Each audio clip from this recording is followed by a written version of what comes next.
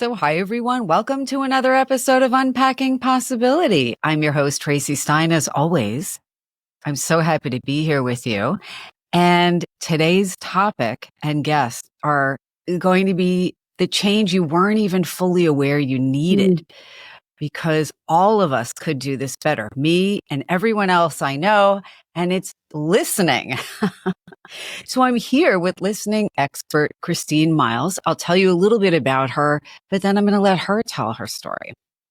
So here we go. Here we go. So Christine Miles is the founder and CEO of Equipped, a woman-owned training, consulting, and product company. She's the developer of The Listening Path and the author of What Is It Costing You Not to Listen? The Power to Connect, Influence, Solve, and Sell. It's an award-winning book on listening to understand, and who doesn't need that? Now, Christine has been doing this for more than 25 years. She's been teaching individuals and organizations how to listen in ways that transform how they connect, how they influence, solve, and succeed in every aspect of life. And I'm already thinking about 100 ways this could improve our lives. But using her proven system, Christine teaches people how to harness emotional intelligence and empowers them to create cultures of empathy and understanding that drive performance and results. Christine's approach has been implemented at Fortune 100 companies, universities, law firms, and privately held companies nationwide. Without further ado, Christine, I really just want to have you start talking about your work and your story and what got you involved in this, because who does not need to listen better? I appreciate what you said, that it's a problem most of us don't know we have, which is why I called my book, What Is It Costing You Not to Listen? Because you can't fix something you don't know is broken. And we don't know it's broken because nobody's told us it's broken. We're told to listen. We're not taught to listen. And to me, that's the fundamental gap. You can't get better at something you don't know you're supposed to get better at. So I just happened to, my backstory is I learned to listen differently as a child for lots of reasons, but primarily because I grew up with a mother who suffered from mental illness that stemmed from the loss of her mother. So my mother was motherless her whole life. And as a result of that, she had, despite her exterior, which was warm and funny and charismatic and loving, below the surface, she had a lot of pain that she harbored that most people didn't see. So I learned to pay attention to things that most people didn't. And by proxy, I learned how to listen to understand. And then I started to realize that I was overachieving only because of that skill. I'm quite average otherwise. I wish I were being modest, but it's true. I'm not sure. You can be pretty sure. Trust me, I have the proof. It dates back, but there's a lineage of proof. But the skill that I learned has really helped me navigate to a lot of successful things. So you see the outcome, you don't see what it really took. And then when I started working with families, I started as a therapist at 22, believe it or not, knocking on people's doors, saying, I'll be your family therapist. Yeah, they had that look on their face too. What? But I didn't try to tell them what to do. I tried to understand them because I didn't really know what to tell them in part, and I was good at the listening part. But what I saw was a lot of the failures were around what people didn't understand, not what they said. And so I've spent a lifetime and a career really honing in on how to fix the communication paradigm. It's been backwards. We've been teaching people to speak, to know, to tell, but we rarely teach them how to listen. And that's where I believe the biggest fix is in relationships, in business, and education. It's such a critical skill.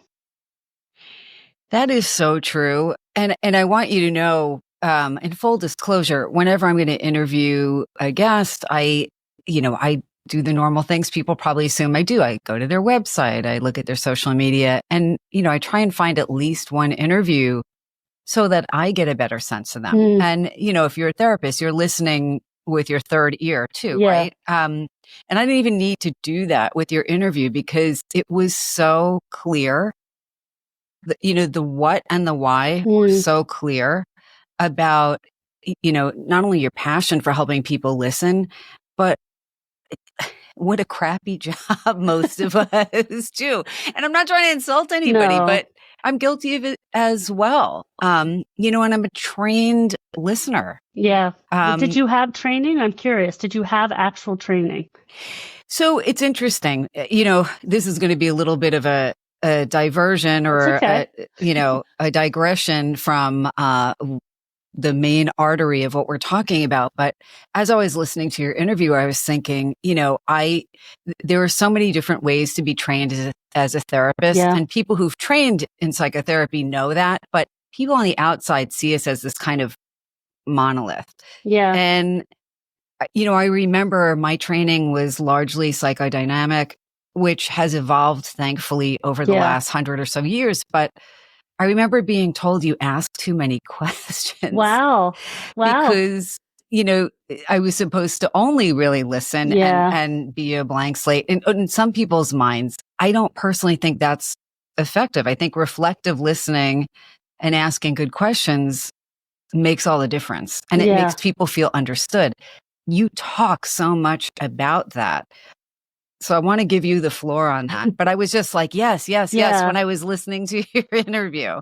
Well, first of all, I love that you kind of debunked the psychodrama, the psychoanalytic stuff, because it's hard to be a blank slate. It's really hard. And so I agree it's not that possible. Yet we're blank slates in our relationships all the time, which is kind of the metaphor there. So pause. Maybe I'll get back to that. So the reason I asked you about the training is because as a therapist, and I was trained by the second generation, for those therapist geeks, of Salvador Minuchin. So I was trained through the Philadelphia Children's Hospital of Pennsylvania by his proteges. And high level training, I was 22, never had a course on listening. Master's degree in psychology, trained therapist, never. So what the heck? And we're the ones who are supposed to be trained. Most people, 2% of people have any kind of listening training worldwide, and it's usually a sliver. So we're doing it more than 55% of the day and spending 0 years of education on it. It's crazy from that standpoint. So we're failing for that reason. We're failing because technology is making it harder for us to listen. Yet it's not the root cause. The root cause is our brains are the greatest enemies of listening. Please talk about that. So if you break the brain down and you look at it like neuroscientists do and psychologists, it's an iceberg. So we have what's on top of the water and below the water. So we can go really deep into the unconscious. That's the third level of the brain. That's more your realm. But we have the conscious and subconscious. And what we're aware of is above the water. It's a small portion of our brain. What we're unaware of, our subconscious brain, is in charge most of the time. And it's like an impetuous child that's pulling us in directions to telling us to do everything but listen. So we need to calm and soothe that beast. So what I believe the definition of emotional intelligence is getting everything to the conscious level, right? As much as possible from that subconscious to conscious, because then we're operating with thought, not just our limbic emotional brain. But most of the time, the limbic emotional brain is in charge, which is why it's so tough. So there's so many enemies like impatience, being distracted, thinking of your own story. Asking questions can be an inhibitor, believe it or not. It's helpful, but it's also an inhibitor. Rehearsing, problem solving. The list is very long. So that's why we're failing, because we don't have the tools or the training to calm and control that superpower of our brains. And it's funny because as I was listening to your interview and looking over some of the wonderful wisdom from your book, it's an underrated skill. I feel like societally, we don't place enough overt and conscious value on listening because we're really socialized. And I feel like especially the last few decades, we're socialized to have to come up with our elevator pitch, which is not wrong to have. No. But to sell ourselves in relationships, in friendships, at a party, at a job interview, on the job, and honestly, even as a therapist, I'm a human being. I'm sure there are a lot of times when I'm saying probably too much and not hearing enough. Yeah, so this isn't a modern problem. This is a problem that feels modern, and storytelling came hot on the landscape in 2010. So since 2010, it's like tell your story, tell your story, tell your story. I firmly believe in that. We teach storytelling. I speak for a living. There's lots of storytelling. It's important, but it's the secondary skill, because how do you know what story to tell if you don't know what story the audience needs to hear first and foremost? So everything you do, all marketers do, is figure out what you need to say to the audience to move them. That's a listening skill before you're a telling. So we just have it in the reverse order, I think. But this goes back to Roman times, ancient Roman times, oratory skills, rhetoric, oratory skills, rhetoric. So we just haven't changed that paradigm. And my theory is in part because it's just been too hard. It's just been too hard. Active listening came out in 1957. It's all the principles that we believe are important. How do we understand the meaning of what is said more than just the words? But active listening is incredibly complex and not easy for the average folk to do, especially without training, because you're not withhold judgment, hold space, make sure you make eye contact, make sure you watch body language. There's like 11 to 12 key behaviors of active listening that aren't natural for most people, especially when you don't have training. So it's just been too hard to figure out. So talk about how you tell me where you want to go next with this, because I have about 100, again, different questions in my mind and ways I'm thinking about how this would be helpful. But maybe tell me what you think are the most important facets of listening well, why we need to listen well, in what situations, and how we can do that better. So some people will say they're better situational listeners, by the way. If they say, well, if at business, I do a really good job at this because I have a deal to close, I have something to negotiate. So there's more of it of paying attention versus maybe at home. I think that's maybe true. We think good intentions are enough to listen well, when in fact people still fail. But I think it really goes back to starting with, when was the last time somebody didn't listen to you? How did it make you feel? Right? Your boss interrupting you, your child ignoring you when you're trying to ask them to clean up their room because they're absorbed in their phone, whatever the story, like, how did that make you feel? When you think about that, it's not warm and fuzzy. It's irritated, frustrated, unimportant, invisible. So we have to tap into what those moments feel like, because the consequences aren't obvious right away. It's death by 1,000 cuts. It's like each instance of not listening creates a small wound until, the people are bleeding out. I remember as a young therapist, I'm like, why do people divorce after 20 years? Well, those wounds, right?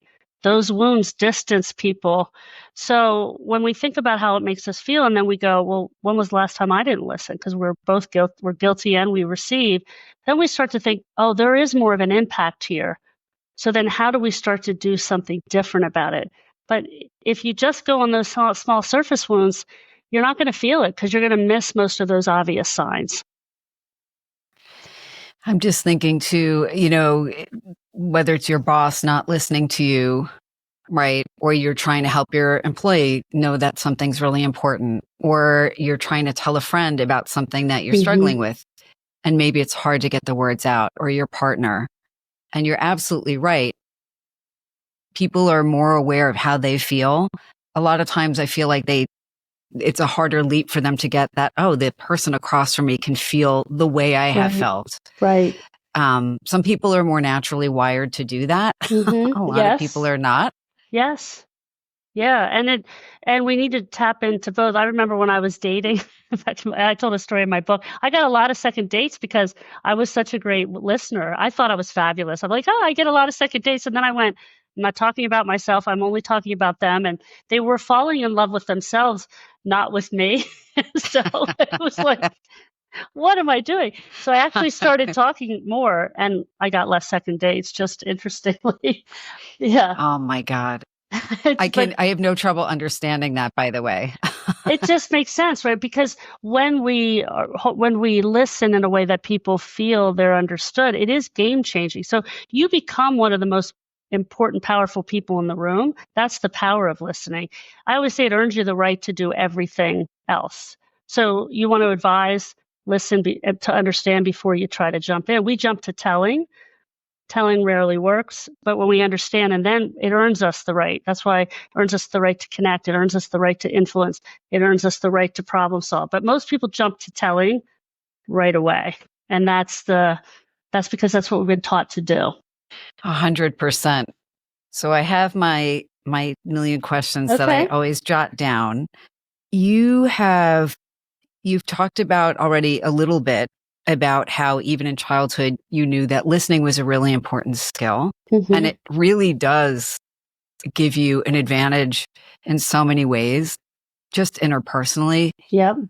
You've talked a little bit about business and how business relationships can be better, but also it sounds like more effective. Yeah. I'm wondering if you can talk a little bit more about how you teach people to do this in the workplace and how it unfolds. How does it change things? Yeah. So there's so many problems that it causes in business that are unnoticed. Like I said, most of the problems that I've solved and we've solved as a company is about what's misunderstood. So let's just take a meeting, for example. So many meetings and so little success of meetings by and large. And part of it is because of the amount statistically we retain. So when we listen, most people listen to 25% of what they hear. So 100%, now we're 25. Now of that 25, they retain 17 to 25%. So let's take a meeting, 60-minute meeting. That's 15 minutes that they actually heard. Maybe. And 4 minutes, exactly, and 4 minutes that they've retained. Now multiply that by 5, 10 people in a meeting and look what a mess you have. So what I say is we don't have a common language to do that together. It's like reading. If you spoke, or languages, if you spoke Japanese and I spoke Spanish and somebody else spoke Russian, we're in a meeting together, we wouldn't understand a thing. That's pretty much the analogy here, because we don't have a common way to make sure we're understanding before we talk and tell. So what I've created is that language, that tool set to understand it when you have a common way to do it, not just behaviors, but actual things that you do, tools that you enact, then that common language unifies how we understand collectively and individually. So that's what the listening path is called. So it's the path to understanding. And the metaphor is you wouldn't go hiking in the woods for a week unprepared. I hope not. Right. If you had the opportunity, you'd want a tent, you'd want some toilet paper, you'd want some things, right? We go into the conversational woods all the time unprepared. We're winging it. And speakers, because we like to speak, but we're terrible storytellers for the most part. I could not agree with you more, and guilty as charged. My husband tells me all the time that I'm a terrible storyteller. So I do know that it is a learnable skill to some extent. Some people are just naturally great at it. Yeah. Can you talk about that more? Sure. Because no one teaches you to do that. And I'm going to get ahead of this a little bit. So storytelling and listening, or story gathering, as I call it, are the same skill inside out. So when you tell a story, it's a series of events linked together to make a point. In business, you want to make the right point. In marketing, you want to make the right point. Story gathering or listening is taking the speaker on a journey to discover the insight of that story. Same path. It's just one's telling it out and one's getting it, uncovering it. So you follow the same path, and stories have there's a proven model to stories, right? There's the 3-act, or there's the hero's journey: beginning, struggle, tipping point, ending, or new beginning. And that's the path we follow. And what you realize is that people have all those elements, they just don't tell them in order. So most people start in the middle, not at the beginning. So they confuse the listener from the moment, and they're both, where are we? That's probably, your husband just calls you out on it, right? What are you talking about? So we don't know that, though. We're not trained to know that. So you as a clinician, people come in and they start with the problem. not Yes. with the beginning, right? Our job is to uncover that story and unpack that so they can discover insights and meaning so they can shift behavior. It's the same with selling. It's the same with leading. It's the same with managing a project. It's the same with having an innovative breakthrough. You got to know what problem you're solving, then you got to figure out where you've been and where you need it to go. One of the things I know you've talked about a little bit, and I'm hoping you can talk about it more, because I think it's such an underrated quality, I guess, is being curious. I think a lot of people lack genuine curiosity. Not everybody. But if you're actually curious, I feel like it's much easier to get the information you need to be either better in a business relationship or in a personal relationship. Yeah. So let's talk about curiosity. So there's something called a closeness bias. So knowledge and experience is the enemy of listening, because the more we know, the less curious we become. I live in the Philadelphia area. I quite frankly don't go to the Liberty Bell anymore. I've seen it a few times. Like, I know where the crack is. I know the backstory. I don't need to go there to visit it, right? I'm not curious about it anymore. So our relationships, we're not as naturally curious. The more we know somebody, the more we think they know somebody, the less curious we become. So curiosity is something we're wired with. It's something we learn, and it's also something that goes away the more we know something. So we have a lot of problems there. So I don't expect people to be curious. I think you got to give them the tools to be curious. And one of the tools is one of the tools on the path, which is what I call the compass, which is how do you guide the speaker to tell their story, getting all the parts.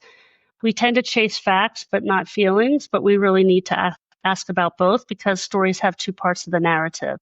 So one of the reasons we struggle to be curious is we drill down just on facts rather than how people feel. So the compass is what we call the 6 most powerful questions to help you get the speaker's story. And there's 4 situational story fact questions and 2 feeling questions. If you only use those 6 questions, you're guaranteed to get both. So let's dive into that.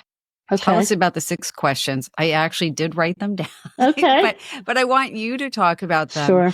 And also, how might they apply in a particular situation? So I actually have a story about that. So I'll tell you the 6 questions, and I'll tell you how somebody just reached out to me. So the 6 questions are this. So when you're listening, you're always listening to a story. So parents, let's give a parent example. Parents will say, I had to ask my kid how their day was, and they say good. I go, yep, you're in the middle of the story. You just don't know it. You think they're going to not say anything else. You've got to learn to get that story. So the first question is, take me back to the beginning. All right. Where did your day start? Changes the conversation. I had breakfast, Mom. Okay. Tell me more. Second question. Now we're in a different, not good and stop. Okay, good. And I'm going to explore. So take me back. Tell me more. Then what happened? How did that make you feel? So now we're on to the feeling questions. And why? Because great listeners use these questions, including the which is a natural, almost imperceptible way you get someone to tell you more. You're doing it now. I don't know if you know. And with my nodding. Yeah, with your nodding. And the last one is, it sounds like you felt, and you name an emotion.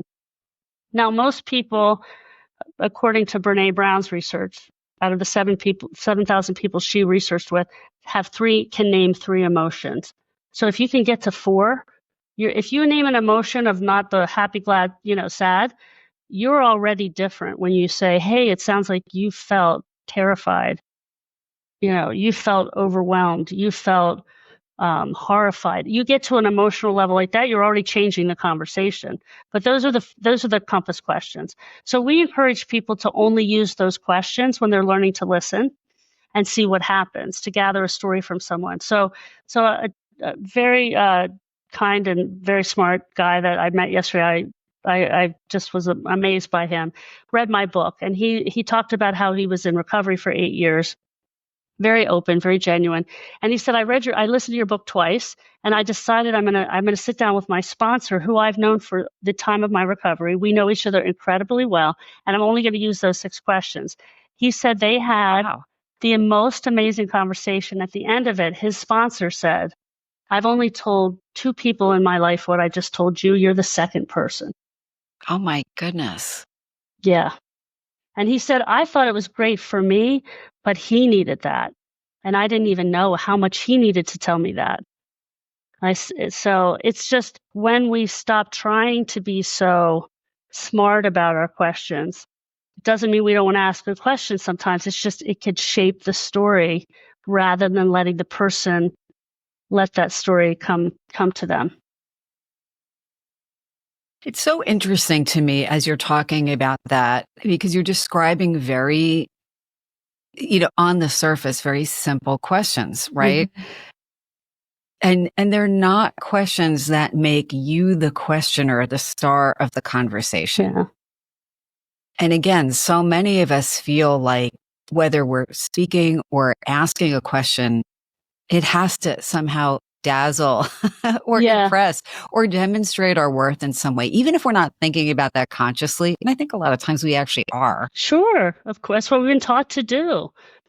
Don't come to me with a problem, come to me with a solution. That's what managers tell me. No, come to me with the problem, because I want to make sure we're solving the right problem. You can have some ideas, but let's not jump to that, right? So you're absolutely right. I'm gonna tell your listeners how to become the smartest person in the room. Please. Okay. So it's not the questions you ask, it's the story you tell. So we talked about stories, gathering, listen, or telling are the same skill. Most people tell a story to talk or to fill their own agenda. Let me tell you about me. Let me tell you about my service. Let me tell you something about me and what is in it for me. The most powerful story I believe you can tell someone is their own. Can you talk about that more?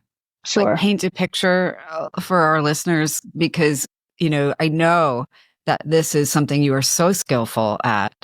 And, I want to make sure people can actually see the movie in their mind of what you mean. Sure. So we call this the flashlight on the listening path. So you're in the woods, you've gotten the speaker's story, you have the compass, you've guided the speaker to tell their story. Most people think they understand at that point. Nothing could be further from the truth. It's only a figment of your imagination, because we don't know what we understand, because the speaker is completely in the dark about what you heard and understood. So you need to shine a light on it. Tell them the story they just told you. And then you're at the beginning of understanding. So we started out today, you're in the field, listening's important, that it needs to be intentional. You put focus on it, but you still feel like you're kind of terrible at it at times. You ask a lot of questions, you try to make the right decisions, and you're not really sure how to put that together, even though you're ahead of the curve on most people, and you're starting to realize more of the impact just by having this conversation. Is the beginning of me telling the story back to you. 100%. Can I ask a question again that's a little bit of a branch off of this tree? Sure. And there's no right answer, but I'm wondering, because one thing I'm thinking as you're telling me, you're doing reflective listening, you're telling me that you heard me, and you're giving me an opportunity to also say, well, yeah, that's right, exactly. But this is not quite, so I feel more understood. And now we have a stronger connection. Right. So there is an emotional undercurrent to this. It goes beyond the intellectual. And you were basically suggesting that before. This is a thing that I'm curious about. We live in an era that I know that you said before that we've always been like this. We're not really wired to listen as well as we really need the skills. Yeah. But in the modern era, we're bombarded with a lot more information, information that's designed to pull us out of the present moment. Yep. On our phones and so forth. But also now we are in an era where a lot of people are more aware of having just problems paying attention. I'm going to say, to me, this isn't a controversial statement, but we're not in the post-COVID era, we're still in the during COVID era, Yeah. but there's so much brain inflammation that is making it even harder for people to pay attention well. Have you found over the last few years any change in what people are telling you about their ability to listen or their challenges with listening? And I don't know, maybe yes, maybe no. Well, there's no question it's adding fuel to the fire. I mean, Jonathan Haidt is the anxious generation. He's a sociologist that has written about this just for our young people, right? So, and adults have it too. It's just our brains aren't forming the same way, which is why it's so dangerous. But we know students are different in classroom. We know that we're different in relationships. We're looking at our phones constantly. So it's not that it's not affecting the problem. It's just not the root cause. It's just another reason. And so it's very addictive. It would be like saying, how are you listening when you're drinking all day? You're impacting the relationship when you're not putting the drink down or putting the phone down. So it's a very real problem. So we have to be intentional about that and turning that on and off in order to be able to tell that story back. You can do it on text, by the way, if you had to. It's not like you can do it on email. I mean, I get questions all the time on email and I don't answer them until I make sure I understand what I'm asking. It just takes more exchanges. So we have to fight the immediacy of just pressing the button or just, getting it a little bit, because in earlier times, conversations were precious. So there was more space to do it, but we still weren't great at it. It's really something, right? And again, it's something that, as you're talking about it, I think everybody listening is going to be having this aha moment because it's been right in front of us and it's something we just don't hear enough about. And we, as a society, don't prioritize enough. When you are working with a business or a corporation, what is it that you think is the thing that is hardest for people to get? Or did they get it right away? Well, getting it right. So the hardest thing to have them do is do enough practice.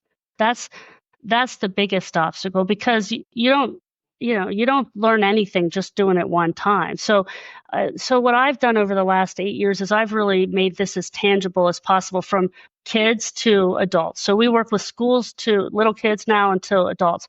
So I created a game that we use in our workshops. So I say we put listening in people's hands. What I realized is just what's reflective listening. That's a term I'm familiar with, you're familiar with. Some people interpret that as, I'll just repeat a little bit of what you say, and then that means I've reflected, versus no. Tell them everything you heard in 90 seconds, right? That's a different skill. So the game helps with that tangibility so that they can really get the process down pretty quickly. The real habits come when they put more time on the practice, and the game also helps practice. So adoption isn't as hard as it used to be. It's because we've simplified it so much, and then people could see it. When you have to move game pieces and get to an overlook, which is what you're seeing behind me, to discover the insight, it changes how people engage, because they're listening with their hands, their eyes, their bodies, kinesthetically. So the hardest thing to get is time. I've never heard somebody talk about listening as a kinesthetic experience.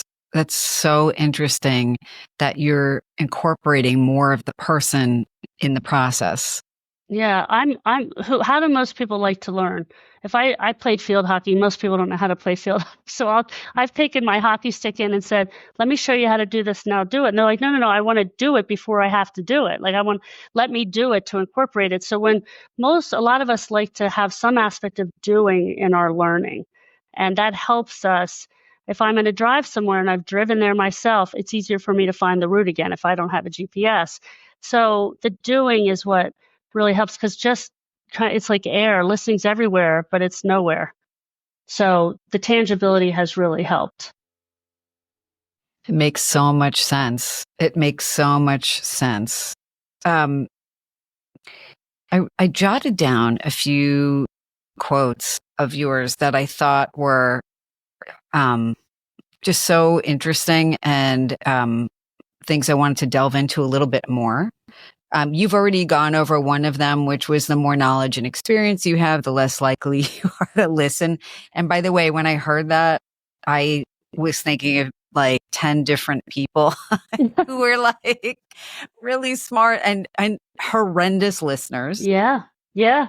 Yeah. Well, Because I already know it all. Well, and we all are a Broadway show. So my dad used to tell me, because he was a businessman, aren't we all doing the same 10 things in our life? Like business lives, we're solving the same 10 problems, maybe. It's like meals. We all have an average 10 meals a week, right? So, but it's new to the person you're solving it for. So the way I look at listening is even if I know the answer, and I sometimes think I do, but that doesn't mean that person wants to feel that way. So it's like when you go to a Broadway show, you don't want to feel like all the actors and actresses have been doing that for 7 days a week. You want to feel like they're the first person they've performed this for. So listening is that experience. You need to be in the movie with them, hearing their story before you dare to offer your solution. That helps bring them along. But they want to feel like this is the first time you've seen the problem. They're not that, otherwise they don't feel that unique or special. That reminds me of an anecdote you have told about going on your first sales call to meet with a CEO. One of the biggest sales I made, yeah. One of the things that I loved about your anecdote, which I would like you to tell again, was that you came from such a genuine place. And you really had to, because if you don't know what someone's issue is and you don't listen, I'm not sure what you could offer. But can you tell that anecdote again? Because it was a classic one. Well, you're giving me a lot of credit. The reality is he wanted me to provide something I didn't have. It was my first. This was a CEO. This was a CEO of a orthobiologics company, and I had been introduced to him by the HR person. Never met him, and I've still worked with him. He's a very gregarious, charismatic, smart guy, fast moving, and he. The backstory that I didn't know is he had heard from the board that his team needed training. So he wanted me to talk about training. And I said, well, what do you want them trained on? And he had no idea what the answer was. So I kept asking him, and he goes, well, can't you just put a proposal together? And he handed me this glitzy folder with some training proposal. And I looked at it, and my inner voice went, shit, I don't have this. I couldn't hand this to him if I wanted to. So I just went, I don't have this, and I could put something together, but I have no idea what I'm solving. And I just kept saying no, no, no, because I didn't have anything to provide him, and I didn't know what he was asking me. And finally, it just like my determination that I said, well, would you want me to put this is this valuable to you? And he was like, not really. I go, well, why do you want me to do that then? Because he didn't know the answer. He didn't have the answer. So I said, what it sounds like is you need coaching. When he told me more of the story, and when I said coaching, that's another word he heard from his board. And he went, that's what I need. And now we started to have the real conversation. But it was only because I had nothing in my bag of tricks to provide him that I was like, and it ended up being, a blessing, because what it taught me is even if I had that, don't pull that out. Don't pull that out. Have the conversation. Get to the heart before you start solving the problem. Yeah. I think it was a brilliant question to ask. And by the way, like, I don't ever say anything if I don't mean it. So if I give you a compliment, because I actually really think it. And I actually, it sounds like you were really listening also to your own intuition, because in that moment, what happens to most of us, like the super overconfident people will just come up with a BS story. Yeah. And that's what people I feel like are socialized to do. Mm-hmm. And the rest of us, I think, would be like a deer in the headlights. Even the fact that you were honest, I'm impressed by, because a lot of times people feel like they can't be.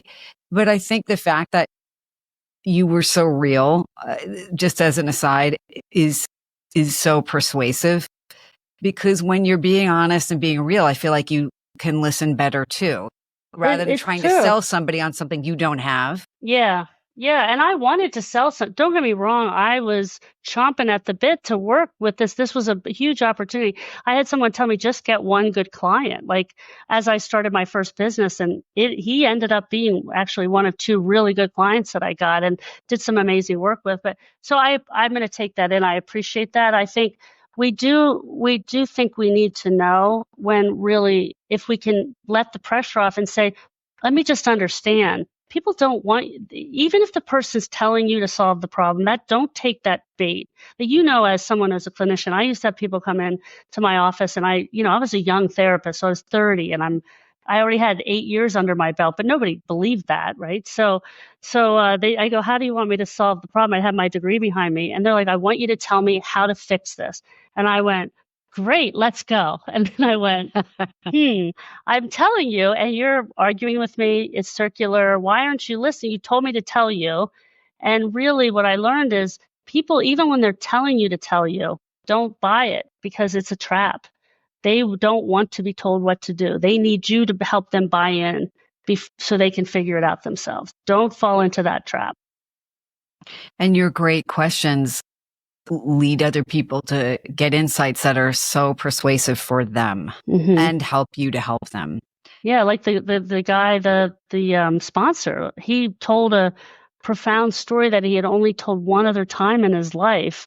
So something came out of that for him, not just the listener, his sponsee. So that's the connection part. And then if you're looking to business, that's the best way to influence, is to have someone have that experience. Because when they have that experience, they'll go to the wall for you. They'll go to the wall for you.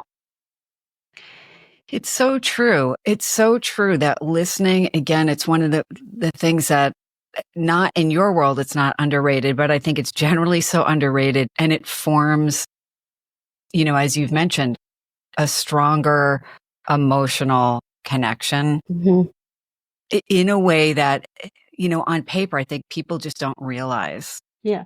And why would they? Again, because we don't know what good listening looks like. We don't experience it very often.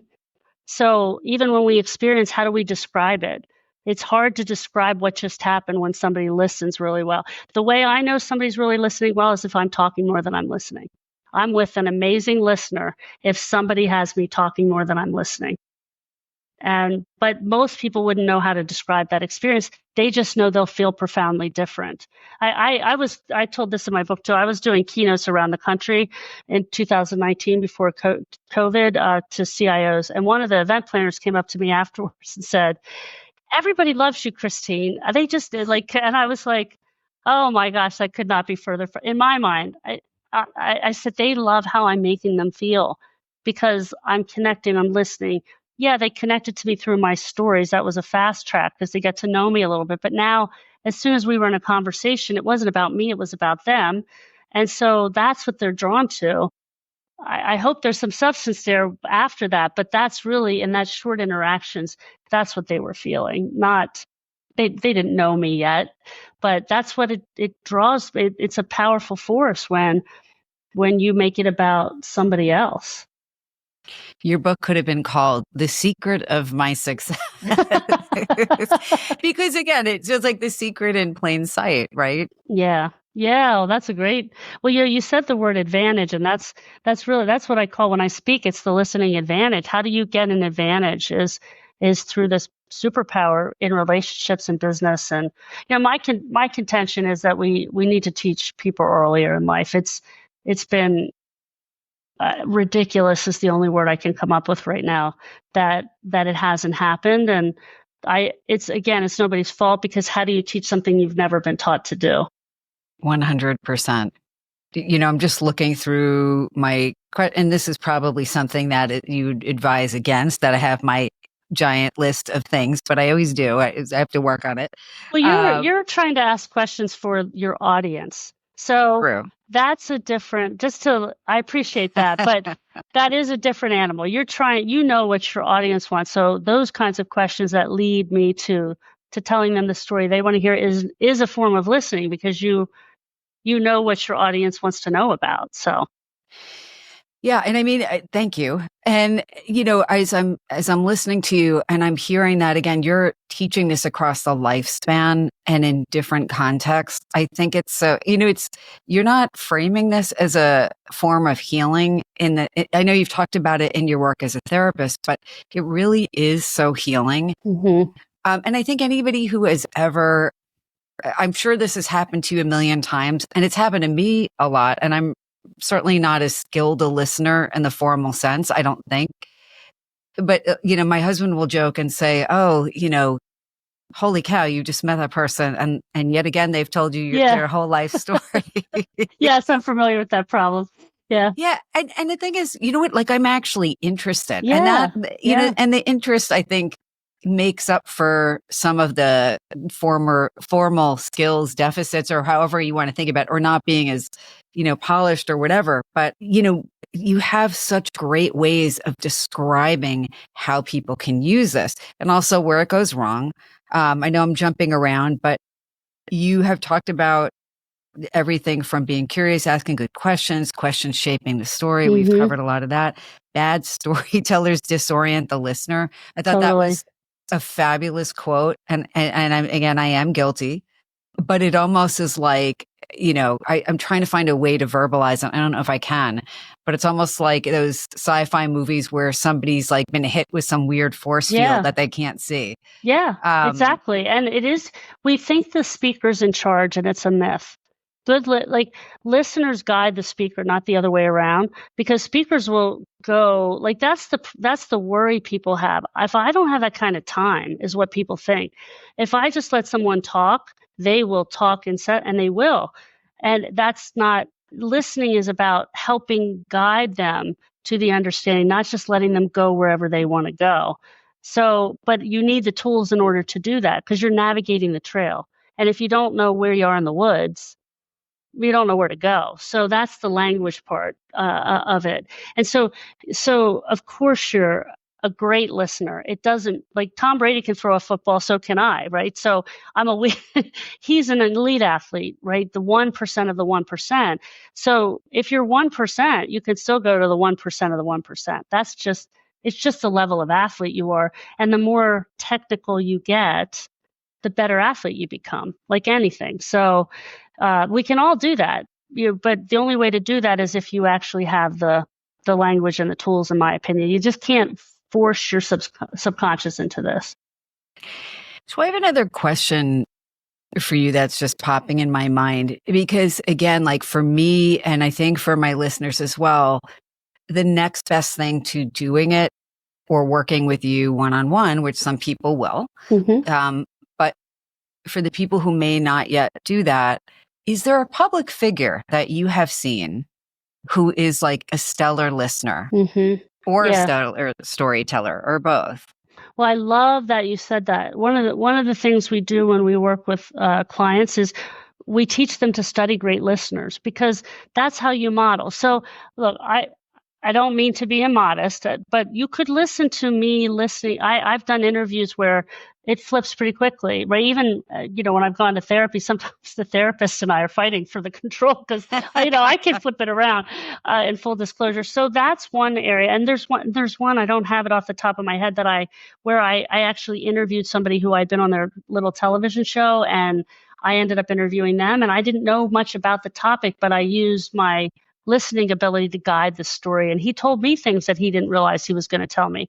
But Howard Stern, even though some people, old Howard isn't he's a different man since his wife. But when you listen to his celebrity interviews that are longer, you will see the listening path tools that are in my book come to life. They come to life. He's amazing. The other one is old clips of Letterman, and even on his next guest, when you listen to him and what he does in terms of, again, the listening path tools, there's an interview he did many years, like 5 years ago, with Kim Kardashian, where she had been robbed. Oh, wow. It's on his My Next Guest. And that portion of the interview, he is just magnificent in terms of how he draws the story out and doesn't get in the story with her and brings out a different level of her, fan or not. Again, this isn't about whether you like the person. It's about what you see in terms of that. He would always go off. He would never use his cards, from what I understand, when he was interviewing. He just talked to the person. He says, take me back to the beginning a lot. He does the storytelling back to people, as does Howard. Howard stops people. Letterman stops people and says, whoa, whoa, whoa, hold on. Tell me more, when he finds these moments, rather than letting the person run past that. They control the pace of the speaker. Those are such great examples. And I agree with you at 100%. You can like the person, not like the person, but like observe and listen and learn. Yeah.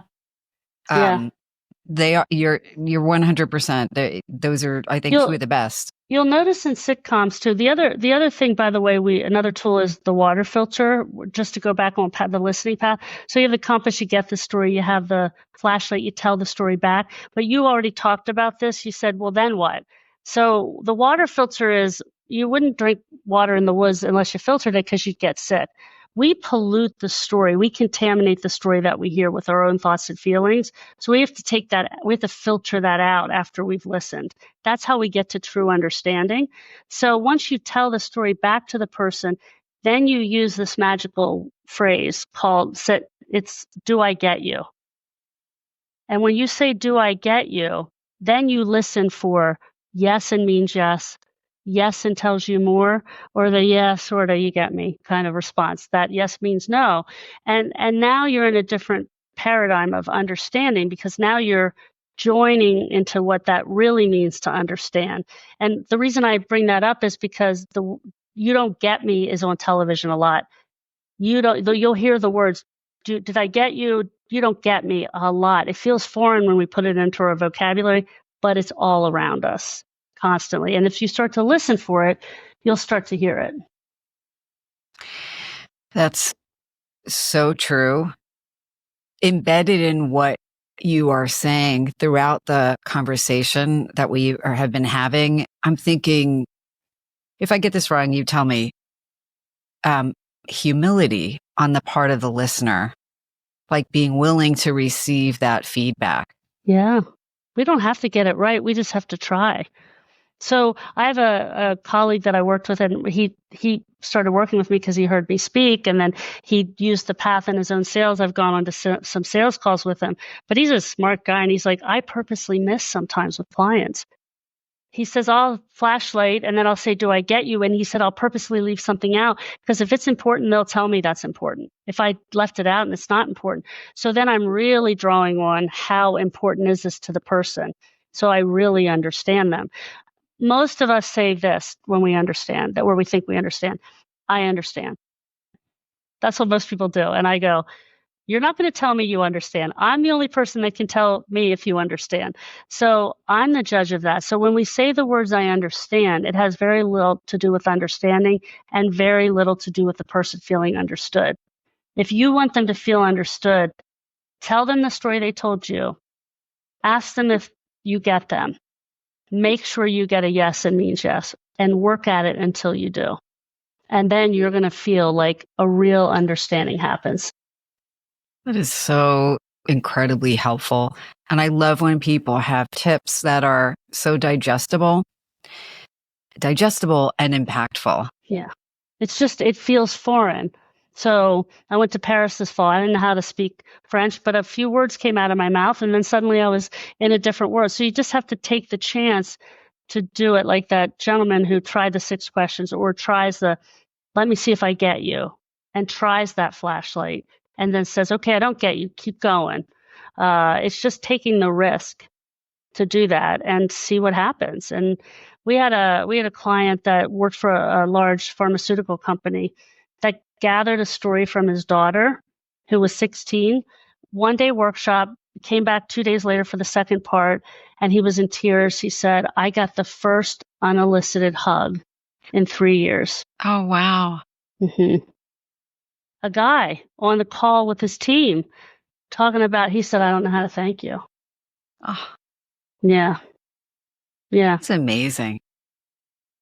What a testament to the power of being heard, too, Hmm. Yeah. right? Of people feeling heard. And how quickly we can repair the wounds we've caused.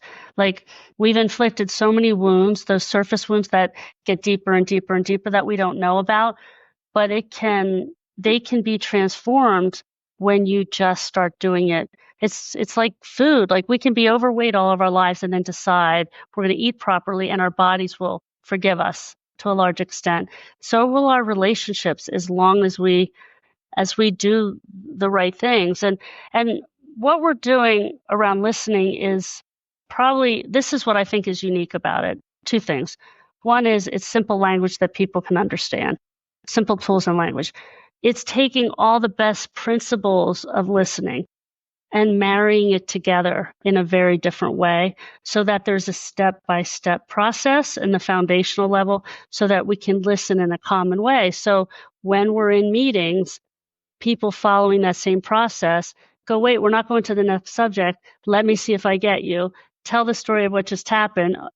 Okay, do we believe? Yes, let's move on. Now we're starting to organize how we communicate in a different way. So those principles are all the best practices married in this simple path. Oh, I love it. So important.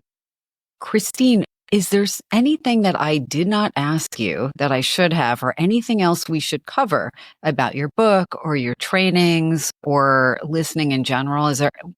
Let me know. Okay. Well, you've asked me some great questions. Obviously, this is my passion. I really, my belief and mission is I really want to help make the world a better place through the gift of understanding. So if just one of your listeners does one thing that to me, that it's all worth it, because that's how things change through small movements. So the one of the things I'm really excited about is, while we still do our work with organizations, and that will not stop, is that I want kids to learn the skill. So we launched a classroom program in late October, so where we're teaching the skill via an animated program that I'm the teacher, the animated teacher, so the teachers can facilitate all the learning in the classroom. Well, you have a cat too. My cat's over there. Hi, kitty cat. For people who can't see, Princess just jumped on my lap because she's so engaged by what Christine is saying. And Izzy made a half appearance on her head at one point. So, but I want, and by the way, when we teach the kids, we send something home to the parents because we want them to be part of the learning journey. Great. The teachers learn. So let's change the world by teaching kids how to listen. That's my mission. So we have this program that is being piloted in Ireland. We're in Canada and the States. So hopefully within a couple of years, this will be a massive movement where we have listening education for kids in school. I love that. So what incredible work you're doing. So important. And I love how passionate you are about it. Thank you. I mean, it really does come through. Thank you. Yeah. Well, I think as I wrote, I had to be the one that saw my mother and understood her pain. And I think, what do? We go into psychology to fix the wounds for ourselves. So when I'm able to give that gift, and because I didn't always get it as a kid, even though my mother was an amazing listener, I had parts of her that way. It feels so magnificent to hear the change in others. And so this is more than a job. This is a healing journey for a lot of things. Yeah. That's so great. Christine, please tell people where they can find out more about you, find your book, your trainings, and so forth. Sure. So the book is What Is It Costing You Not to Listen? All the major outlets. Amazon is a frequently, an easy one to get it in any form: Audible, hardback, softback, whatever. Books are like sneakers. You want it the way you want it. You either want it on the Kindle or you don't. So it's available in every form. You can find the listening path at .com, both for business and for educators. There's a demo of our listening path program on the website. And if you're interested in me speaking, you can find me at Christine Miles Listens. That's so great. Christine, thank you so much for taking time out of your busy schedule to talk about listening, something we can all do more of. It's been so great to get to know you during this hour and hear more about everything you're doing. Thank you so much for having me. I really appreciate it. This has been another episode of Unpacking Possibility. If you enjoyed the episode, and I know you did, please remember to like, share, follow, leave me a comment. Let me know what you think. And of course, as always, until next time, be well.